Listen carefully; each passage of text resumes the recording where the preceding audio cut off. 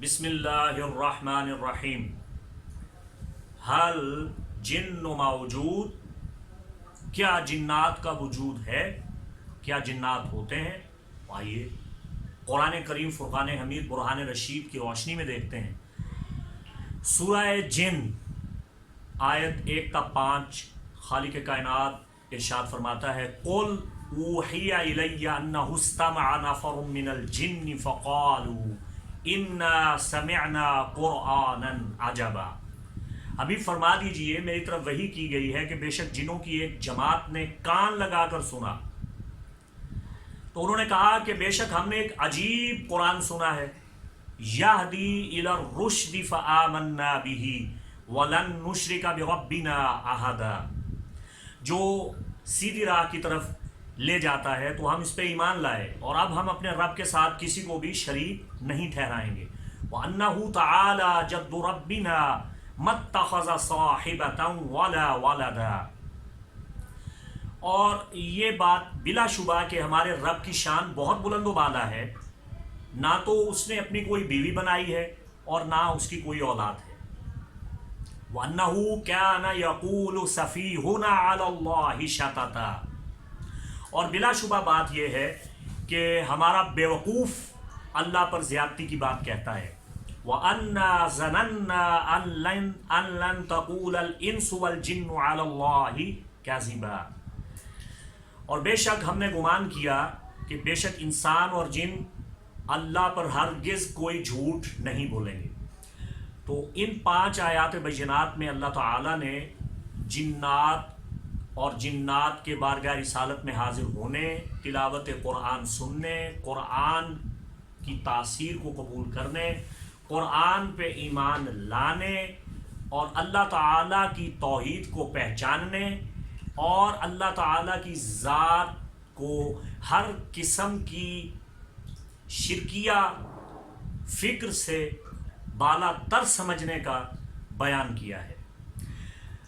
मैं आपको एक बात बता दूं, ये मेरा ज़ाती आइनी मुशाहिदा भी है और ये असलाफ़ बुज़ुर्गान दीन, मशाइख़ इज़्ज़ाम, औलियाए कामिलीन की तालीम भी है।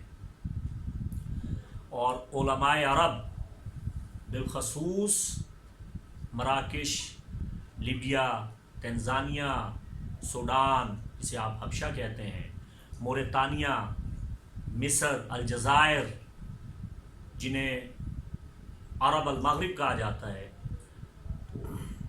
वहाँ के जो राक़ी और शुयूख़ कबीर हैं, माहिरीन उलूम मख़फ़िया हैं, शेख रूहानी अल कबीर, उन्होंने अपनी कुतब में इसकी तालीम दी है कि जिन्नात का कुरान के साथ बहुत गहरा ताल्लुक़। जब रसूल खुदा सल्लल्लाहु अलैहि वसल्लम ने कुरान की तिलावत फरमाई तो जिन्नात रसूलुल्लाह सल्लल्लाहु अलैहि वसल्लम के लहन मुबारक, आवाज़ मुबारक, लहजा मुबारक और कुरान की पुरसोस तिलावत की आवाज़ सुनकर बारगाह रिसालत में हाज़िर हुए और कुरान ने उनके दिलों पे असर किया और वो कुरान की तासीर को महसूस करते हुए उन्हें कुरान की तिलावत से लुत्फ़ पहुँचा, करार पहुँचा, इत्मीनान पहुँचा, उन्हें रूहानी इत्मीनान और सुकून मुयस्सर आया, तो बारगाह रिसालत में हाजिर हुए और ईमान लाए, जैसा कि सूरह अहकाफ में भी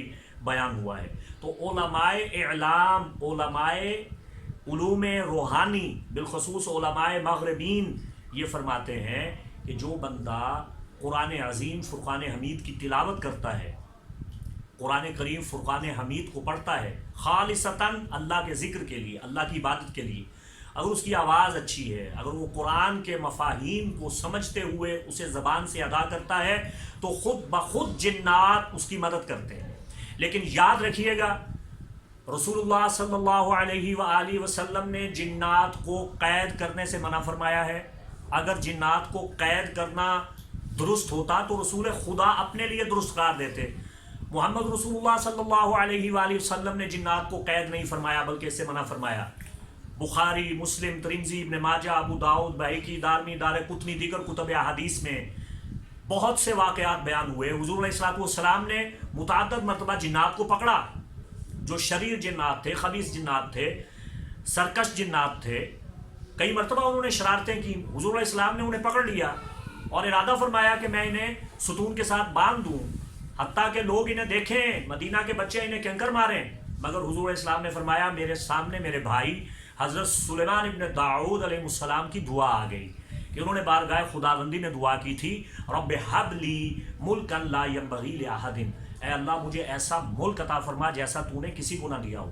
تو سلیمان علیہ السلام نے جب دعا کی تھی پروردگار مجھے ایسا ملک عطا فرما جیسا تو نے کسی کو نہ دیا ہو، تو اللہ نے کل جنات، جنیات، دیوی دیوتا، عفاریت، جن، بھوت، پری، مسان اور ہر قسم کے انویزیبل جو مخلوقات تھیں، روحانیات تھیں، ان کو حضرت سلیمان ابن داؤد کے تابع کر دیا تھا، مسخر کر دیا تھا۔ پورا قرآن میں بیان ہوا ہے، سورہ سبا میں آپ پڑھ لیجئے، سورہ قصص میں پڑھ لیجئے۔ تو رسول اللہ صلی اللہ علیہ وآلہ وسلم نے فرمایا کہ میں چاہتا تو جنات کو پکڑ لیتا، مگر اس سے میرے بھائی حضرت سلیمان بن داؤد علیہ السلام کی دعا میں فرق آ جاتا، پھر جو ان کی خصوصیت تھی، ان کا خاصہ تھا، وہ ختم ہو جاتا۔ تو جب محمد رسول اللہ صلی اللہ علیہ وآلہ وسلم نے اپنے لیے جائز نہیں سمجھا کہ وہ جنات کو پکڑیں، قید کریں، انہیں غلام بنائیں، تو امتیوں کو اس سے بچنا چاہیے، احتراز کرنا چاہیے۔ دیکھیے تمام علماء اسلام کا متفقہ اور ائمہ اربعہ کا متفقہ قول، فیصلہ، فتویٰ ہے کہ جنات کو پکڑنا، قید کرنا ناجائز ہے، حرام ہے، بلکہ امام شافعی رحمۃ اللہ علیہ کے نزدیک جو جنات کو قید کرنے کی غرض سے چلہ کشیاں کرے، اعمال کرے، تو وہ کفر کرتا ہے، چونکہ وہ کام کرتا ہے جس کی محمد رسول اللہ صلی اللہ علیہ وسلم نے اسے اجازت نہیں دی بلکہ ممانعت کی ہے۔ اور یہ بات یاد رکھیے گا، اولیاء اللہ کی جانب، صوفیاء کی جانب، اللہ کے نیک بندوں کی جانب یہ جو باتیں منسوب کر دی گئیں کہ جی وہ جنات کو قید کیا کرتے تھے، چلہ کشیاں کیا کرتے تھے اور جنات کو غلام بنایا کرتے تھے، یہ باتیں سراسر باطل ہیں، غلط ہیں، اولیاء پہ، مشائخ پہ، صوفیاء پہ تہمتیں ہیں۔ یہ کیسے ہو سکتا ہے کہ صوفیاء، اولیاء، مشائخ اور اللہ کے نیک بندے اور علماء وہ رسول اللہ صلی اللہ علیہ وآلہ وسلم کی تعلیمات کے خلاف عمل کریں؟ یہ بالکل بدعت ہے، اور یہ بات سمجھ میں نہیں آتی کہ صوفیاء، اولیاء اور مشائخ جو ہیں وہ آقا علیہ الصلوۃ والسلام کی تعلیمات سے انحراف کریں۔ ایسی تمام باتیں، ایسے تمام قصے اور کہانیاں لاغو ہیں۔ ہاں یہ بات حقیقت ہے اور مسلمہ حقیقت ہے، اور یہ سورہ جن کی آیات سے بھی ثابت ہے کہ جنات نے بارگاہ رسالت میں یہ عرض کی تھی کہ ہمیں انسان تنگ کرتے ہیں، نقصان پہنچاتے ہیں، تو آپ انسانوں سے ہماری گلو خلاصی کروائیے، جان چھڑوائیے۔ تمام ائمہ مفسرین نے سورہ اعقاف اور سورہ جن کی تفسیر میں ان احادیث کو تفصیل سے بیان کیا کہ جنات نے بارگاہ رسالت میں وعدہ کیا تھا کہ یا رسول اللہ صلی اللہ علیہ وسلم، چونکہ آپ جنوں اور انسانوں دونوں کے نبی ہیں، آپ ہمارے بھی نبی ہیں، آپ انسانوں کے بھی نبی ہیں، آپ نبی الثقلین ہیں، آپ انسانوں سے کہہ دیں وہ ہمیں تنگ نہ کریں۔ ہاں آپ کا امتی اگر کسی پریشانی میں ہوا اور ہمارے بس میں ہوا تو ہم اس کی مدد ضرور کریں گے۔ تو جو نیک لوگ ہیں، سلف صالحین ہیں، تابعین ہیں، یا صحابہ کرام ہیں، یا اولیاء اللہ ہیں، جب وہ کسی مشکل میں پڑ جاتے تھے تو جنات بغیر کسی چلہ کشی کے، بغیر کسی بلاوے کے ان کی مدد کے لیے پہنچ جایا کرتے تھے۔ تو جنات کو قرآن سے محبت ہے، قرآن پڑھنے والوں سے محبت ہے۔ اب جو میں آپ کو پتہ کی بات بتانے والا ہوں، یہ میرا اپنا ذاتی مشاہدہ بھی ہے، تجربہ بھی ہے۔ آپ کے علاقہ، محلہ کی مسجد کے جو امام ہوتے ہیں، جنات ان کا ادب کرتے ہیں۔ مومن اور مسلمان جنات مساجد میں بسیرا کرتے ہیں، اور وہ قطعاً نہ مسلمانوں کو ستاتے ہیں، نہ تنگ کرتے ہیں، نہ انہیں چڑھاتے ہیں، نہ ان کے ساتھ کسی قسم کی کوئی شرارت کرتے ہیں، بلکہ خفیہ طور پر ائمہ مساجد کی مدد کرتے ہیں، ائمہ مساجد کے ساتھ تعاون کیا کرتے ہیں۔ اور یہ بات یاد رکھیے گا، جو لوگ بلا وجہ ائمہ مساجد کو ستاتے ہیں، تنگ کرتے ہیں، ائمہ مساجد پہ تہمتیں باندھتے ہیں، ائمہ مساجد کے ساتھ بلا وجہ رسہ کشی شروع کر دیتے ہیں، اختلاف پیدا کر لیتے ہیں، ان کی بے ادبی کرتے ہیں، ائمہ مساجد جنہوں نے اپنی زندگی دین اسلام کے لیے وقف کر دی ہے اور جو ہمہ وقت باوضو رہتے ہیں، مساجد میں نماز کا قیام کرتے ہیں، اہتمام کرتے ہیں، مساجد کو آباد کرتے ہیں، مصلی رسول پہ کھڑے ہونے والے وارثان نبوت ہیں، جو ہر وقت تلاوت قرآن کرتے ہیں، ہمارے بچوں کو قرآن کی تعلیم دیتے ہیں، اور جو اذان پڑھتے ہیں، جن کی اذان کی گواہی جنات قیامت کے دن دیں گے. جو لوگ ان ائمہ مساجد کو ستاتے ہیں، تنگ کرتے ہیں، میری بات یاد رکھیے گا، مشاہدہ کیجئے گا، غور کیجئے گا، آپ کو پتہ چل جائے گا ایسے لوگوں کی زندگی اجیرن بن جاتی ہے، چونکہ وہ خدا کے محبوب بندوں کو ستاتے ہیں، تنگ کرتے ہیں، اور بلا وجہ ان کا استہزاء اڑاتے ہیں، تمسخر اڑاتے ہیں، ان سے بلا وجہ عداوت کرتے ہیں، بے ادبی کرتے ہیں، اس کا خمیازہ بھگتتے ہیں اس دنیا میں. اور بسا اوقات یہ دیکھنے میں آیا ہے کہ ایسے لوگ جو اپنے ائمہ مساجد کو ستاتے اور تنگ کرتے ہیں، ان کے خاندانوں کے خاندان تباہ و برباد ہو جاتے ہیں، ان کی نسلوں میں کبھی برکت نہیں رہتی اور خرابہ آ جاتا ہے. خرابہ کون پیدا کرتے ہیں؟ وہ مومن جنات پیدا کرتے ہیں. اس بات کو ذرا ذہن میں رکھیے گا. میں آپ کو یہ بتانا چاہتا ہوں، یہ سمجھانا چاہتا ہوں، ڈبہ پیروں سے بچیں، جعلی عاملوں کے چکر میں نہ پڑیں. اگر آپ مومن جنات کی قربت حاصل کرنا چاہتے ہیں، تلاوت قرآن کیجئے، وہ غرض محض صرف اللہ کی عبادت کے لیے. جب آپ قرآن پڑھیں گے، قرآن کی طاقت، قوت، تاثیر آپ کو خود بخود راہ دکھائے گی، آپ کی روحانیت بلند ہو جائے گی. اور جب آپ اچھے طریقہ سے قرآن پڑھیں گے، اور قرآن پڑھنے کے بعد جب آپ اصال ثواب کرتے ہیں، تو یہ عمل بھی جنات کا بتایا ہوا عمل ہے جو میں آپ کو بتا رہا ہوں، کہ جب آپ قرآن پڑھتے ہیں اور اس کا اصال ثواب کرتے ہیں مرحومین امت کے لیے، امت محمدیہ صلی اللہ علیہ وآلہ وسلم کو اس کا ثواب پہنچاتے ہیں، تو آپ اپنی دعا میں یہ الفاظ بھی شامل کر لیجئے کہ اے اللہ، میں نے جو قرآن پڑھا اس کا ثواب امت محمدیہ کے تمام مومن مومنات جن و انس کی ارواح کو پہنچا. جنات کو بھی موت آتی ہے، جنات بھی مرتے ہیں. حضرت عبداللہ ابن عباس رضی اللہ تعالیٰ عنہما سے پوچھا گیا کہ آپ مفسر قرآن ہیں، حبر امت عالی جناب ہیں، اہل بیت رسول کے عظیم الشان فرد ہیں، آقا علیہ السلام نے آپ کو قرآن کی تعلیم دی، تفہیم دی، قبلہ آپ یہ بتائیے کیا جنات کو بھی موت آتی ہے؟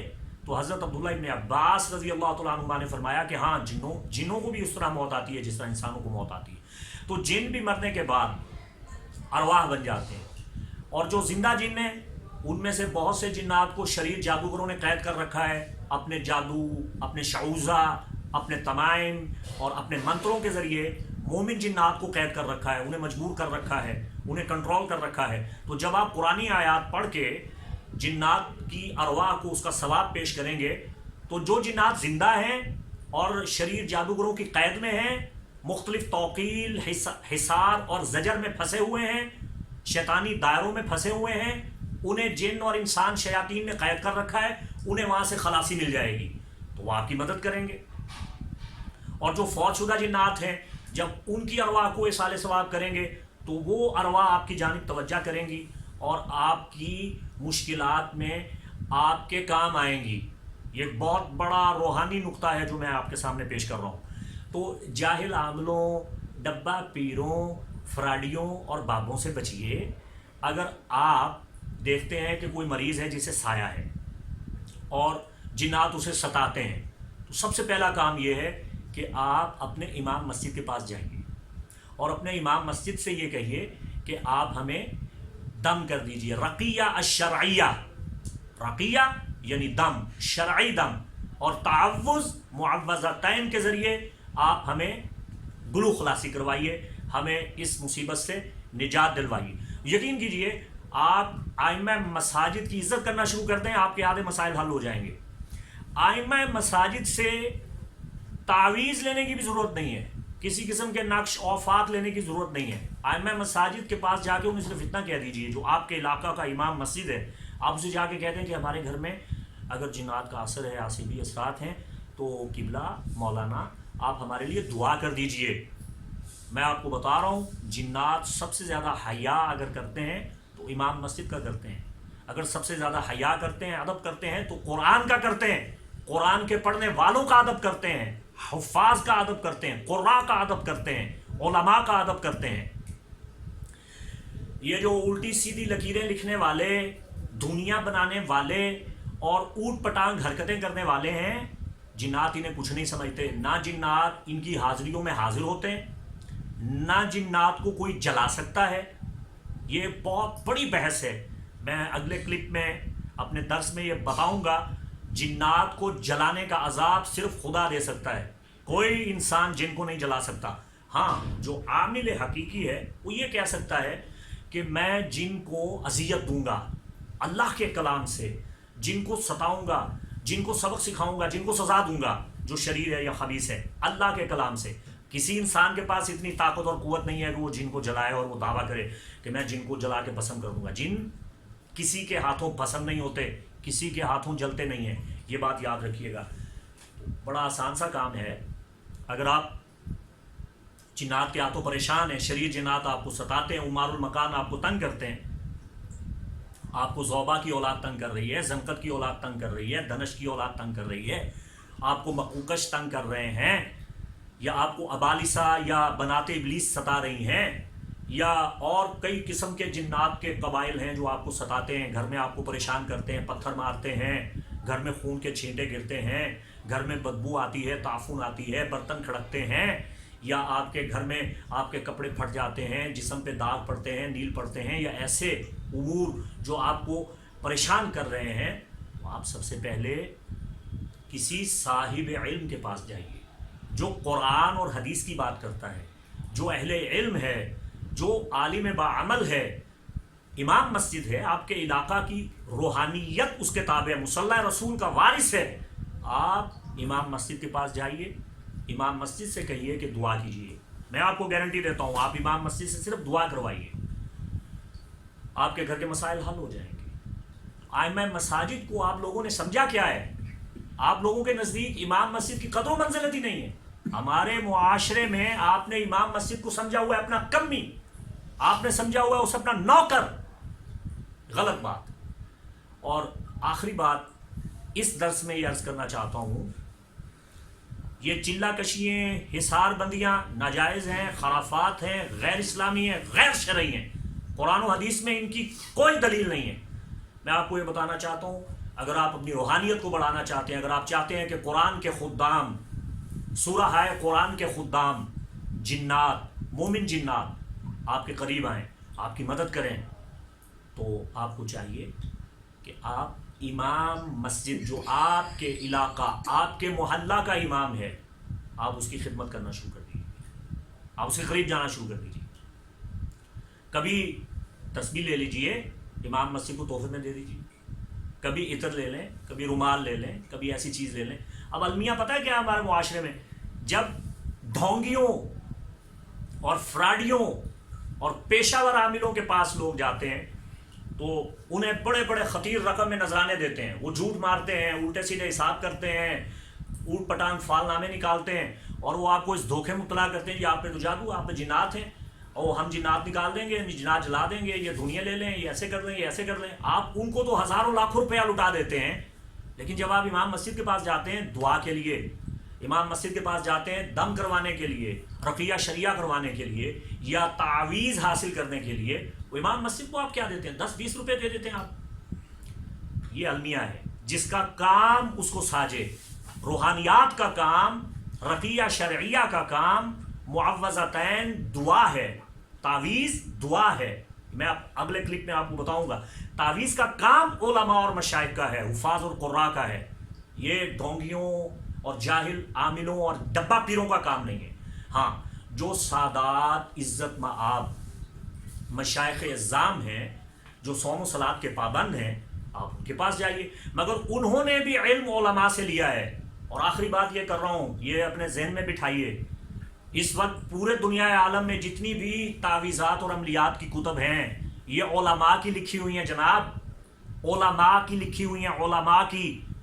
آپ نے نام بھی نہیں سنا ان کتب کا، وہ علماء کی لکھی ہوئی کتابیں علماء کی ہیں، تعویذ ڈھونگیے ڈھونچیے فراڈیے بابے لکھتے ہیں اور پھر علماء کے بارے میں منہ بھر بھر کے بکواس کرتے ہیں. مولویوں کو کیا پتا جی تعویذات کا عملیات کا؟ مولویوں کو کیا پتا؟ یہ ہم عاملوں کو پتا ہے. عاملوں کو کیا پتا؟ عاملوں کو تو الف بے نہیں آتی. آپ کو کیا پتا؟ آپ نے جادوگری کا نظام رائج کر رکھا ہے. شرکیہ رسومات، خرافات، توہمات کو آپ نے فروغ دیا ہوا اسلام کے نام سے، رقیہ شرعیہ کے نام سے، علاج روحانی کے نام سے.